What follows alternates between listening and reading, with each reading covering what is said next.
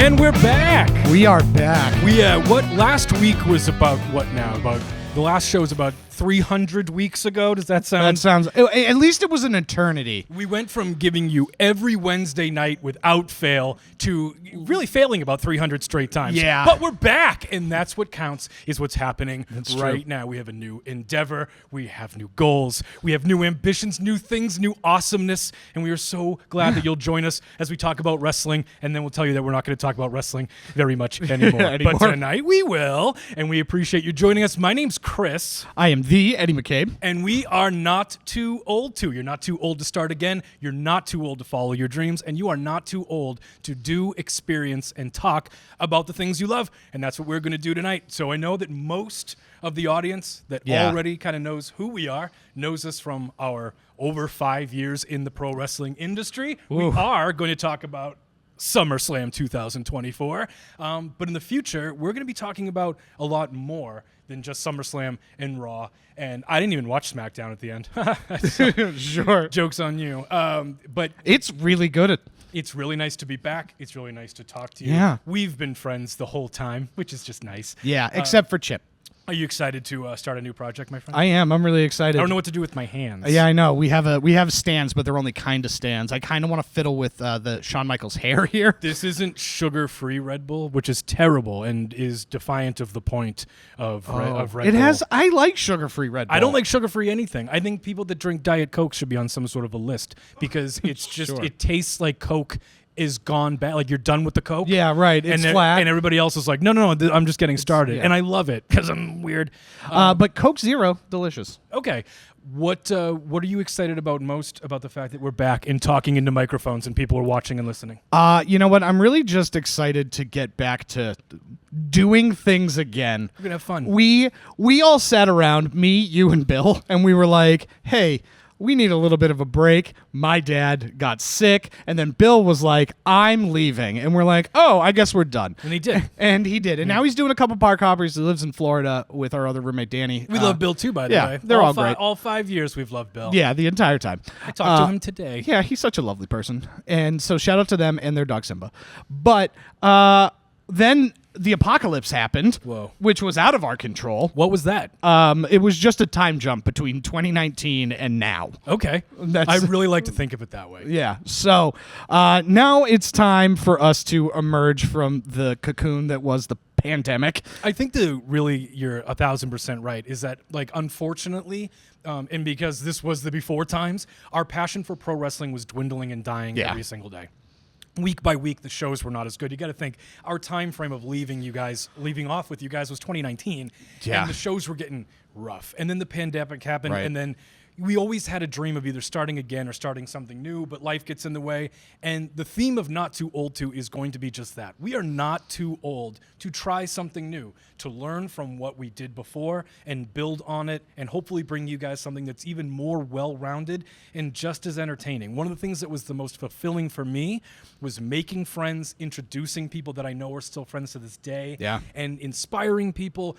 You know, Jordan Castle is now like a significant wrestling personality. He's doing stuff with New Japan. He is not just like, oh, good for you, buddy. Like, that kid made it and is going to make it. And what I'd like to think is NAI maybe is 1% of the reason he started. He's told us that. And we love that. And so we know. Also, just because this is the wrestling show, I do need to put this on record that I built the Carmelo Hayes bandwagon. Well, we should take credit for Dijak, even though WWE doesn't even want to. But we love Donovan Dijak, and you really did. You scouted Christian Casanova well before but he was moonwalking his way into your heart. Oh, as the Thriller of New England. Worth looking into. And Christian's an awesome guy, and I'm really glad for his success.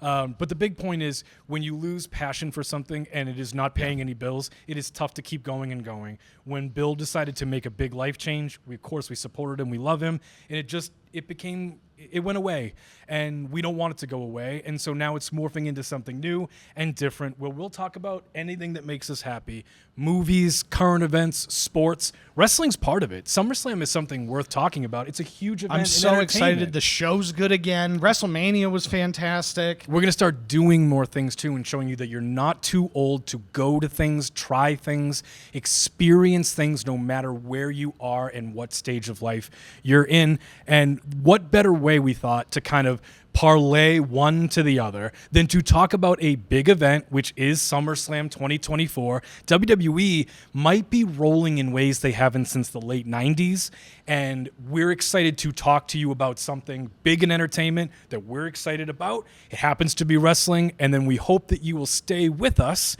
as we talk about a lot more in the future. And because we can't talk wrestling, just the two of us, we do have to bring in a third. So joining us a little bit later will be James Stewart from 98.5. Yeah, the producer of the Marconi Award winning, which is like the best picture winner. It's not just because Jimmy's our friend. Like, this is something that I would say if he was here, if he were like, Jimmy is the best producer on the biggest show, right? So Celtics fans will know that where everybody likes going around is saying, most titles, best team. That's what we are. You can't argue that. We are the champions now. We're the champions most of the time. Statistically, that's what the Celtics are. And Jimmy is the best producer on the most successful show. And that is a show that if they could have any producer in the industry, and they are just as lucky to have Jimmy as he is to work for such a... He's one of the reasons the show is what it is. That is no jive. Jimmy has his own awesome wrestling podcast called Stick to Wrestling, and Jimmy's going to join us in just a few minutes. We're excited for that. Go check him out on 98.5. We'll plug everything when he gets but here. He knows wrestling. He's a great person, and it is a real thrill to have somebody who is such a success in radio as a friend and somebody who's willing to give us their time. Yes. So we're really excited for that too. But what I want to talk to you about before we introduce Jimmy is just sort of like, we've kind of talked to everybody about what we've been up to and what we hope to do. But along the way, wrestling's changed a lot. Yeah. We kind of faded away as AEW was coming into TV, and really they were a toddler when we were kind of fading out. Yeah, and I remember going to, I went to Dynamite number 2. Exactly. Yeah, right, where they had just got the TV deal. I think we actually went with Jimmy. I went to one AEW show with Jimmy for sure. But the point being that, like, in these 5 years, which it really has been since we've kind of done this, AEW has come a long way. I think they're on one of the weirdest roller coasters I've seen. Like, spoiler alert, they wanted to be WCW. You did it. Yeah, you're crushing it, guys. But also WWE, the company that's putting on the event we're here to really talk about, has come a long, long way from the fact that for the first time in our lives, a McMahon is just not involved in this thing, to the fact that they are, I think, more culturally relevant than they've been in quite some time. So what do you think of the state of WWE before we break down their second biggest show of the year? Yeah, WWE has really turned a cornerstone. I think it's been roughly about 2 years since Triple H has taken over control of WWE. Double H. Yeah, Double H. It's been great. I think it's for anybody that has listened to the New Age Insiders in the past or seen me talk about wrestling on any platform, you'll know that I am a Triple H guy. Him and I just happen to look at pro wrestling and enjoy pro wrestling in the same way. So WWE's current product reminds me of Black and Gold Original NXT, which was my absolute cup of tea, and this is my absolute cup of tea. I think one thing we always talked about on the New Age Insiders as a detriment to Vince McMahon was everything was so overly scripted by out-of-touch people that he wasn't allowing the creative people to come in and be creative. And I think that that's been Triple H's biggest success, is allowing the story to just kind of reveal itself, as opposed to, no, this is the plan, this is what we're going to do, and I don't care. And in fact, here are your lines. Yes, because Vince McMahon never would have constructed the WrestleMania that just happened. But Triple H and Dwayne Johnson and Cody Rhodes and Roman Reigns, everybody involved, even Seth Rollins, they were able to adapt to the road that was changing in front of them and tell a better story together than Vince McMahon would have, because he would have just decided it was Rock Roman. Well, that's the thing. And so I want to put a pin on like Vince McMahon more like big picture, but like this specifically, right? So that's such a great point, because what clearly happened, like I don't want to hear otherwise. I have not watched the documentary yet, because I just kind of, the clips I've seen make it seem like it's like, this is the history we want you to think happened kind of thing. This is very like Christopher Columbus got here and said hi to the Indians and they were psyched. It's like, that's not what happened. You know what I mean? So I don't think that that's what the documentary is going to tell me either. And this is what happened, is The Rock got there and needed a win. Yes. Okay? He bought into the TKO merger with them in UFC. He's a shareholder. He's kind of the face of this thing, especially in a post-Vince McMahon company front situation, right? The Rock got there, needed a win. Black Adam bombed. He had a lot of bad press from the Oprah Hawaii charity thing. Yeah. Dwayne Johnson's stock was falling as he was only getting older. Dwayne Johnson's in his 50s. You are not going to be an action star forever, right? Stallone, Schwarzenegger, Chuck Norris, Bruce Lee, Jean-Claude Van Damme. This thing expires, right? And he needs wins to kind of stay cool. He got here and he wanted one. And so he looked at what was in front of him and he said, this is going to be one of the bigger WrestleManias. This guy is, related to me, or at least, through the bloodline, kayfabe, story-wise, whatever. And I'm going to do this. Not only am I going to be a Batista level drop out of the sky, but it's like if Batista was like, and you can't stop me. Yeah. You know what I mean? Like Batista didn't even want to. This was The Rock's idea, because Dwayne Johnson needed a win. You'll never convince me otherwise. And then what happened was The Rock was definitely supposed to be the baby, right? And then everybody started booing them, because it's like, I hate to just draw a straight line. Nothing is straight apples to apples, but it's like, don't make me have a yes movement, dude. You know what I mean? Right. Where like, this is so clearly the guy and the story in Cody Rhodes. Cody Rhodes is so clearly the guy and the story and the time and the build. And he lost last year so he could get this. Yeah. He won the Royal Rumble so he could get this. And if you monkey wrench this thing and go CM Punk and World Heavyweight title and Rock and Roman and that's what happened. And to their credit now, they saw the fans were like, we're not having this. And they pivoted so much earlier than they would have, if not at all, under a different administration. Right. You know what I mean? Vince McMahon would have said, no, the money of Rock Roman is what we're doing at this show. Cry about it. I don't care. Yeah. I don't even like Dusty Rhodes. You know what I mean? Right. That would have been Vince McMahon's whole thing. Like, Guess what? You're Stardust again. I don't owe anything. I don't know anything to Cody Sammartino. You think I owe anything to Cody Rhodes? You know what I mean? Like, right. I don't Rock and Roman. And the fact that they pivoted and gave you such a cool thing and the whole thing worked out. And if that is what they are willing to do, not lead to these uprisings, because I've said this before too, you cannot let the fans take this show week to week, because they are too... Yeah, they'll like somebody one week. But if there's such a clear and obvious mistake that the entire fan base, and I'm talking 75% plus, vehemently rejects it, Right. move on to something else. You're in complete control of this environment, this show. And so credit to them for doing it. And I want to go back to Vince McMahon specifically, because your point is so right about like sometimes you just need to let creative people, like you just need to get out of their way. Yes. And what Vince McMahon did, and I'm not even trying to be funny, was if you remember, Vince McMahon's idea for Stone Cold Steve Austin was Fang McFrost. Okay? And basically Chili McFreeze. Yeah, right? right. This is Yeah. not me trying to be funny. These are names on a piece of paper that got presented to Steve Austin. And he went to Vince McMahon and he goes, brother, I'm not Fang McFrost. And Vince McMahon said, who are you? And then he got to try being an extension of himself. D-Generation X, that was not Vince McMahon. That was just like, look, guys, if this doesn't work, we're not going to be on TV next month. So what do I got to lose? Go be gross. But the point is, he got out of their way.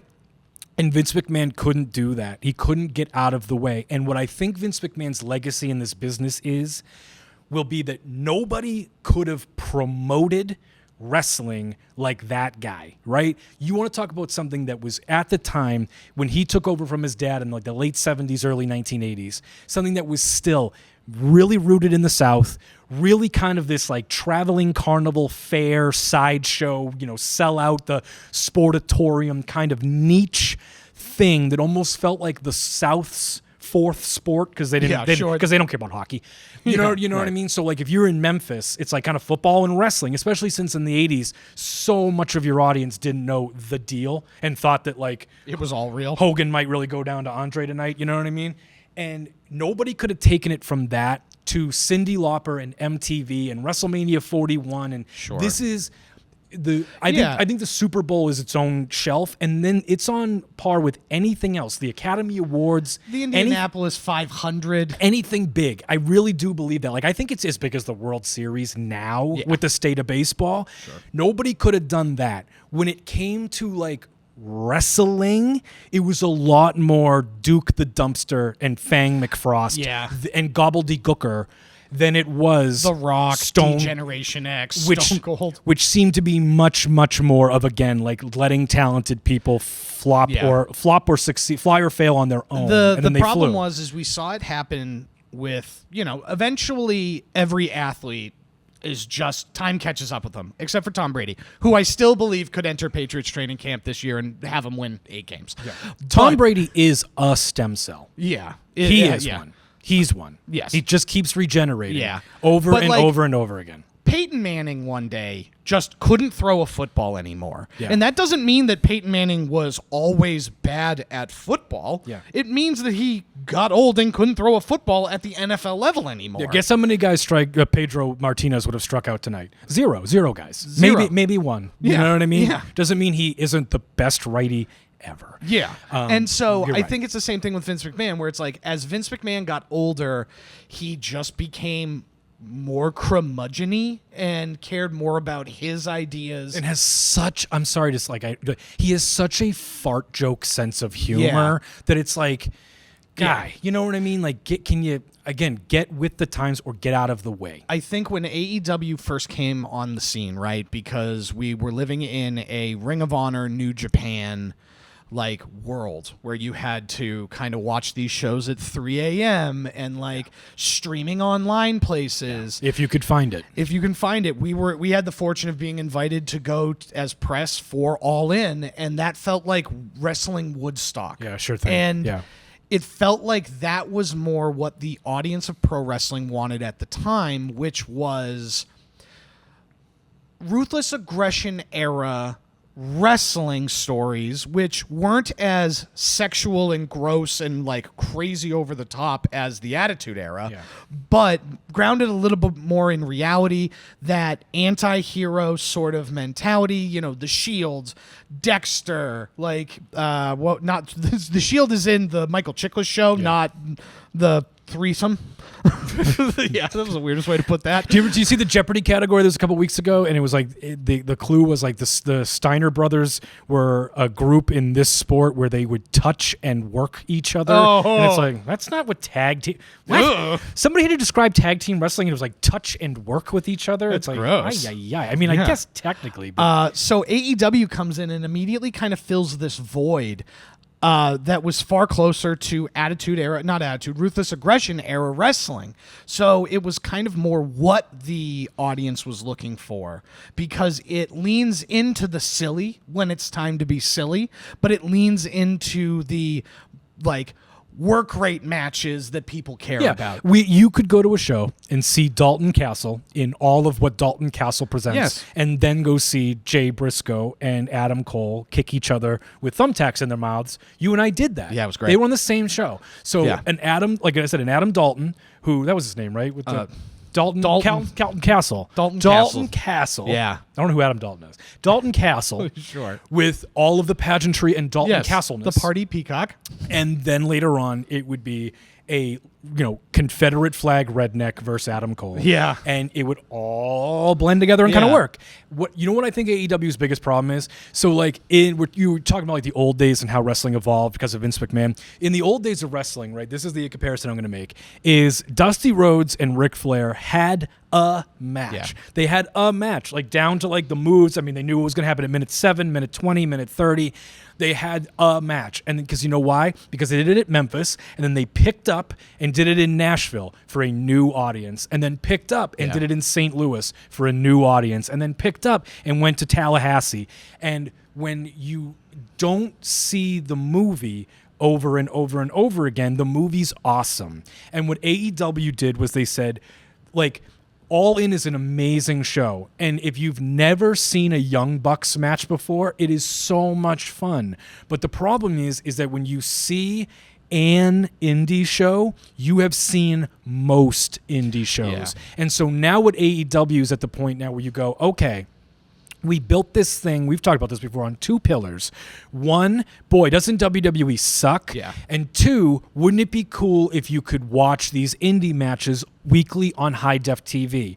And both of the principles in 2018-19 were founded. Yeah. WWE stunk, and it would be cool to watch this. But the problem is now AEW goes, WWE's rolling, and we don't know how to tell long-term, even really short-term stories, at least anymore. We're out of them. Well, and you've all seen the matches. The thing that I think people under-recognize with AEW is that all of their matches are balls to the wall, right? And we always used to talk about it with Vince McMahon putting the cake on top of the cherry, on top of the sundae, on top of the Moonamania, right? And how extravagant things were. Hell in a Cell for the WWE Championship. Loser retires, and then everybody gets caught on fire. It's like we could have done one. We didn't need any of this. We could have done one. And that's kind of what happens is like AEW has 2 problems where they put on these balls to the wall matches. The last AEW Dynamite that I watched was when MJF won the international championship from Will Ospreay. So many belts. And they ran an hour. It was an hour-long match. And the match was great. But MJF and Will Ospreay are going to both wrestle another hour match at some point in the next 90 days. Sure. And that's too often. It's also like he's a great name and example, right? Will Ospreay. Will Ospreay's a lot of fun to watch. Yeah. Unfortunately, if you've seen 3 Will Ospreay matches, you've probably seen them all. Yeah. You've seen the conquering hero, this is everything I've got match. You've seen the I can't believe how evenly matched we are match. And then Yeah. you've seen the he goes down triumphantly Will Ospreay match. And this is kind of my general point, where when you're putting on a TV show, after I've seen, because Will Ospreay is very, very talented, but one of those guys that walks the line where it's like, this at one point is just a display of what you're capable of physically that stops kind of making sense as wrestling moves. Yeah. Because your opponent has to do so many obvious things to help you. It's tough. Like Rey Mysterio, God forgive me, I'm old, used to like springboard off something because he's little and it would give him momentum. And Yeah, like, sure. It wasn't like, all right, you catch me and then I go here and then you do this. Yeah. And the problem with a guy like Will Ospreay on TV without a developed character and storyline is I've kind of seen the match, brother. Yeah. And now you're not in Japan 3 times a year. Now you're not just in my local Yeah. indie. And I don't know if AEW offers you week-to-week content beyond look at the match. But what's more important about these balls to the wall matches that people don't talk about is everybody gets hurt. Sure. Their entire roster at any given point, 1/3 to 2/3 of them are all injured. Yeah. And they can't build these long-term storylines because everybody's eventually hurt or missing. It's like Adam Cole and MJF, they were friends and then they broke up, but then Adam Cole broke his foot, so he couldn't be a part of the show, but MJF was there, but he had the title and then he lost it. Edge jumped off But- something stupid and hurt himself. But he got, so it's so hard for them to get rolling because of the way that they operate from a TV perspective, where they keep doing these balls to the wall matches, and it's just like, well, they're also getting into WCW kind of territory where, and I know Eric Bischoff doesn't like AEW, doesn't like Tony Khan, so this is a biased opinion from from an old guy trying to kind of stay relevant. Got all of that. But I feel like they're slipping into WCW territory, which was like WCW was so obsessed with winning the Monday Night War that like Hogan versus Goldberg for the belt could have main evented Starrcade, and yet alone it main evented Nitro. Yeah. And that was just to win that week. And then we'll figure it out next week. And AEW now is in that scramble mode where they need to book these big every week because they're actually trying to fight for a TV deal right now. Yeah. And so they need their books to look reflective of a big TV deal, because if they get dropped, and I've said this before and I'm not trying to be funny, if they get dropped by this network, you have 2 championships named after TV channels. I know. What if you have to switch? You Yeah. look so stupid if these become the Well, it FX was- championships. It was also already stupid because you had to make the TNT championship, and then Dynamite moved off of TNT. It did. So, but- so with it, you're right. And so with AEW, what I think is, I made this comparison years ago, and I know Jimmy liked it, and I'll bring it up again. What people wanted for WWE was, you see highlight packages of like Raw, like the best of Raw, and you see years worth of moments, and you're like, it must have been that amazing every week. No. And it's like, what Raw is a baseball season. And every once in a while, there will be a benches clearing brawl. Every once in a while, there will be a walk-off home run. Every once in a while, there might even be a no-hitter. But the average baseball game is 4-1, kind of boring, we go home. And Raw has the luxury of having 4-1 games in between the big ones because it's WWE. AEW doesn't have that, and they're operating like they do. The other thing WWE has started to do, which is such a huge positive for them in the way that they tell stories, is that storytelling has become less important. How am I trying to say this? The storylines have gone from being only for the pay-per-views or premium live events, they call them now, to we have stories that are only on Raw or only on SmackDown. Everybody's like, it's the old Vince Russo thing. One of the only things I've ever agreed with Vince Russo on is everybody needs something to do. Yes. Like without, I'm not kidding that I feel like if you watch old, and I'm not just trying to be an old man, when you watch old Raw, Val Venus and Ken Shamrock were up to more than I think AEW's main event is sometimes. Yeah, and you know so what I mean? To talk about a current story is the Alpha Academy, right? Alpha Academy is Chad Gable and his lovable band of losers, but they're fantastic, and people really, really liked them, but Chad Gable ends up becoming a bad guy. Right? He can't get the Intercontinental title, and he kind of snaps. And so he becomes a bad guy, starts treating Otis and Tozawa poorly, and Maxine, he starts abusing her, basically. And then... that's no good. Yeah, it's not great. It's not great at all. And now you see Chad Gable still trying to get their approval because... the Wyatt Six are after Chad Gable, and they're like, you can watch these characters have real emotion now, where it's like, as my friend that I liked a whole lot, I'm really concerned and sad for you that you're targeted by these maniacs. Yeah, right. But I can't, in good conscience, just come back to you. And I feel like that is a really big change in WWE's philosophy, because it allows these characters to now just be way more three-dimensional, and you're allowed to just kind of sink your teeth into it. It'll also help you get through a third hour you insist on having. Yeah, that's true. The show's too long. And I wish that AEW would focus more on that. I think television as a whole is much more character-driven, and wrestling audiences have now been more conditioned for storytelling. What's the best thing AEW is doing right now? You know, the thing that I liked about AEW is everything that Swerve is doing as world champion, because he has so many shades of gray. He's not just a clean-cut good guy. The thing that is probably the most disappointing is Okada. Okada is my favorite wrestler, and he's on weekly television, and I can't really find anything really enjoyable about what they're doing with him. It's also just if you're Tony Khan and you're just collecting things and like, haha, I outbid WWE, I got him without a plan, that will catch up to you. You already have, I don't know. AEW told me that I was going to see what Rusev could really do in this business. Yeah. What Cesaro, what Aleister Black could really do in this business.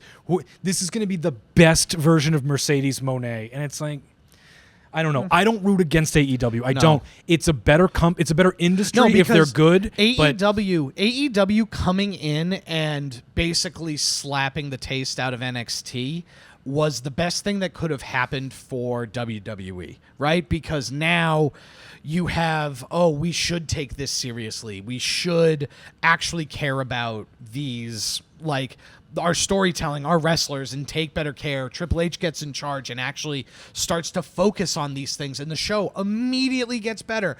And I don't have faith in Tony Khan. I have faith in all of the wrestlers, because all of these wrestlers are talented. They are fun. They are good. And I can't imagine that they all just forgot how to wrestle when these camera lights came on. But it's the thing, though. I just think that's their problem, though. It's not about that. It's not that they're. It's not like you watch the shows like these matches stink. It's not Thunder. Yeah. It's.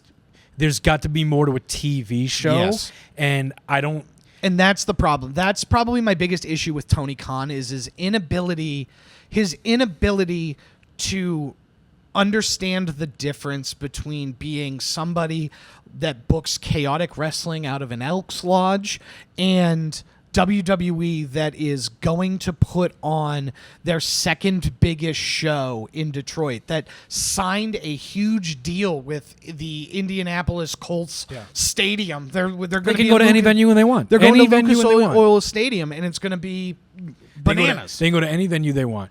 My final point on, and because we're going to take a break and get Jimmy on here. Yeah. My final point on AEW is I don't root against them. Yeah. I get frustrated because I wish they were better. Yeah. And the fact that they, not me, ownership, top down, insisted on starting a fight with WWE right away. If they had stayed humble and be like, hey, maybe you take a little fun shot here and there, Coke and Pepsi kind of, little zinger. But the fact that they were like, we are going to take them on and beat them, and just ratings, demos, and just, if you insist on spotlighting yourself that way, I mean, it just to me felt like if the XFL was like, in 3-4 years we will be bigger than the NFL, and it's like, no, you won't. No, you know, won't. and so, but you said that. I didn't say that. Yeah. You said that. And so with Tony Khan presenting this air of like, I have more personal money than Vince McMahon has personal money, so I will do this and we will do this. And don't get me wrong, one thing we learned from wrestling is it is for sale. Yeah. If you want a wrestler to do anything you want, give them money, and they will. Got it. But their arrogance combined with their like delivery of product has just kind of bothered me, because if you were better, the whole thing would be better. Really quick, the best thing WWE is doing right now is making themselves culturally relevant and putting on a show that fans are excited about, because there's a reason to watch every week. We talked about this on the New Age Insiders. What you're supposed to do is the TV is supposed to make you buy the pay-per-view, and the pay-per-view is supposed to be so good on Monday you watch TV. And then you do it again and again and again and again. And right now they're putting on a show that makes you watch every week, that makes you want to invest in what they do at the end of it, and then start all over again. That's wrestling, folks. And I think they're doing a really good job. When we come back, we're going to talk to Jimmy Stewart from 98.5 The Sports Hub. We're going to talk about John Cena, who has said farewell to wrestling. This is going to be the big ending tour, how we would book it. Some wrestlers overstay their welcome, and we'll talk about them as well. Full SummerSlam predictions.